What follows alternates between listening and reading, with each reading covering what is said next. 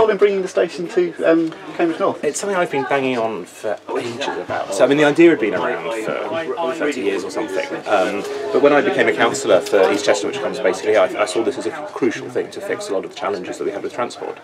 So I started. So you were able to lobby for this just as a local councillor? Yes, local councillors are that influential? Well, so I started as a county councillor, and I got a bit of stuff there. I mean, it was hard. We couldn't get it over the threshold. There was no interest in supporting infrastructure in this area. You know, government wanted to do the guided bus. That was where the money went. I got onto the regional assembly and I was on the executive. So this is a long time ago. Oh yeah, this was 2005 or so, and managed to get this listed as the #1 infrastructure bid for the whole of East of England, which I was quite pleased about. And then we discovered that the government was allocating a total of £0 for our infrastructure. So it was the #1, but still didn't happen. Then as the MP, I managed to get the Transport Minister to come here to his Villiers, made the case really strongly to her, and got the county, got all sorts of other people behind it, so we could say, look, we will do this. And that's what kicked it off. There was a lot of steps then about making sure the department would write the right letters, making sure the council would write the right letters, and obviously I didn't actually physically build it myself.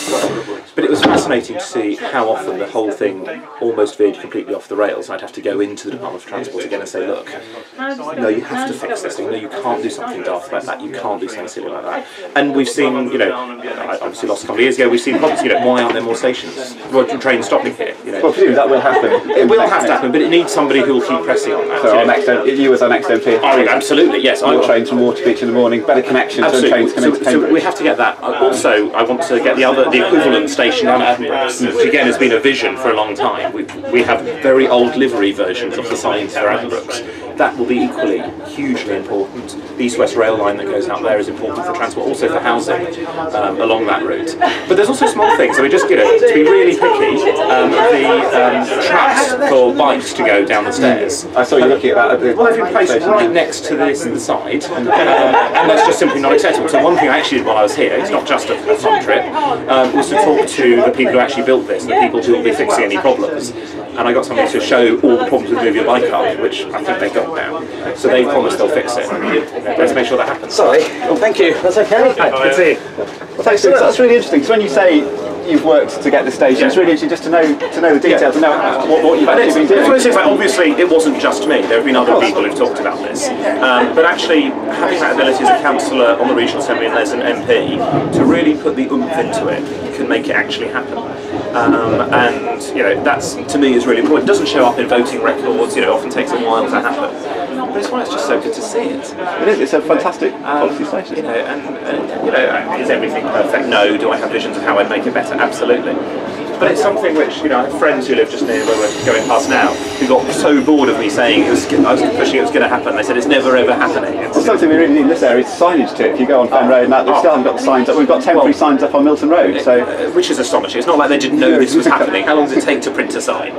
No, I think there are real problems with some of the infrastructure around it, and it's taken a couple of years longer than it should have done. I think there are real questions about how Network Rail in particular go about these programmes. Well, how they're influenced by local people, because there are... Well, but there's several things. There's whether they talk to local people enough, but there's also whether they just get things to happen promptly. I mean, you know, this should have happened a couple of years faster. It should have happened 20 years ago.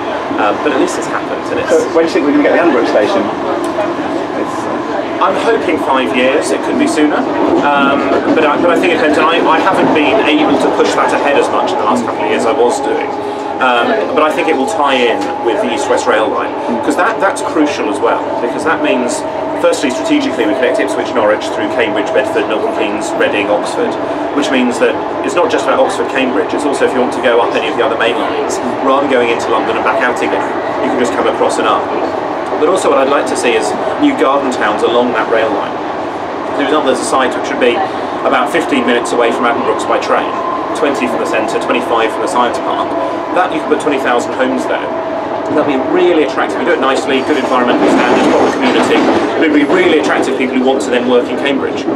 Rather than driving down the A10 or any of the other roads, if you're 15 minutes around. So Cambridge is definitely, it's grown beyond the point where everyone can live in the centre and walk and cycle. We already, yeah, I mean, I still would love people to walk and cycle as much as possible, but we are not going to have everybody who works in Cambridge living in Cambridge. That's now not practical, given what we've got. We're just far too big for that. So make it easy for people to get to the science park and the areas around that. Make it easy for people in the north of Cambridge to take the train to London or wherever without having to go into town all the time.